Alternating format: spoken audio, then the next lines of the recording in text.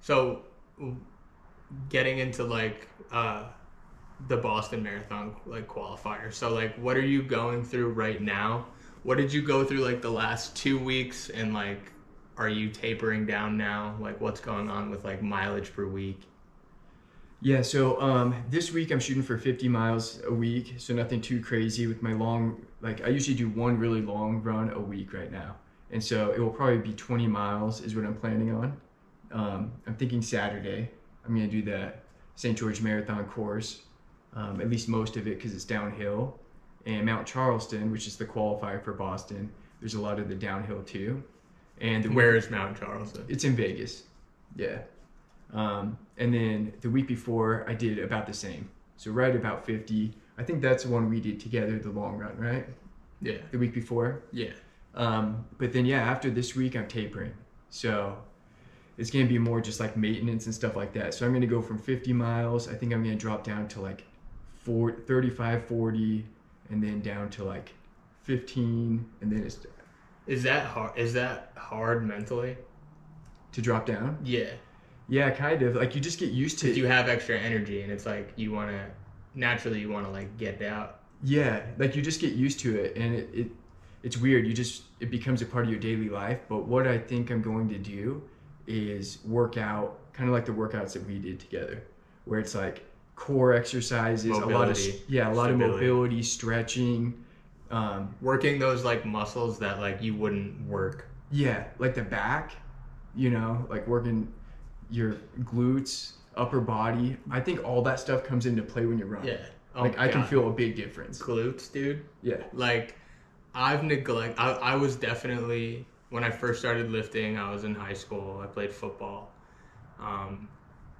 And I would only squat when like the team had their squatting, and then like after high school, like I neglected like my legs, and then I would like make excuses for sure, like, oh, I'm deadlifting, like that's Yeah. it is legs, but it's not a squat. Yeah, it's different. So I would like neglect my legs, but like I started working with a coach from November to like late December, so around 2 months, and I told him I want to focus on my core and my legs, and I'm addicted now. Like Yeah. I'll hit legs 3 times a week in all different ways, so I'm not heavy squatting 3 days a week. That would be insane for my central nervous system. Yeah. I'll do a heavy leg day, and it's never a back squat. There's just something about like the back squat that doesn't fit with like my body type. I feel like I have long femurs, long legs, so I prefer like front squatting. So like goblet squats, I'll always raise my heels. Yeah. Um, Yeah, we did that last time. That I felt that. Yeah. For sure. So I'll do like one heavy day of that, and then I'll do like a hypertrophy day. So it's like leg extensions, like focusing on like the inner quad here by my knee, and then like hamstring curls, and then I'll do sissy squats, which is kind of just like a body weight leg extension. You kind of just like drop to your toes and then pop up. Which I feel all the way up into my hip flexors. Yeah. It's like, and then I'll do one day for legs, like I'll do no like strength training. I'll just do like working on my hip flexors, making sure that they're loose, doing stuff like that. Yeah.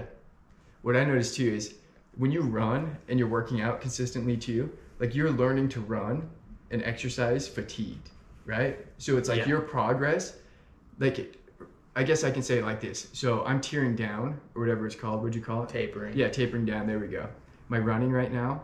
So like me on fresh legs, I don't even know where I'm going to be at because I'm so used to running on like working out.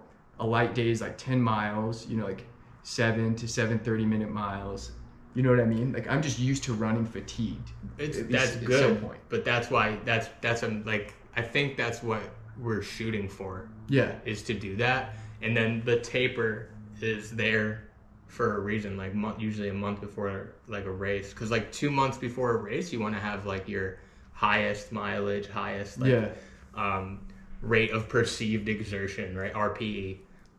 Beat the shit out of your legs. Beat up the legs, and then like taper down, and then make sure by race day you're just like, or like the month before race day, like you're just eating a lot, still moving, but making sure you're rested, getting your sleep, and stuff like that.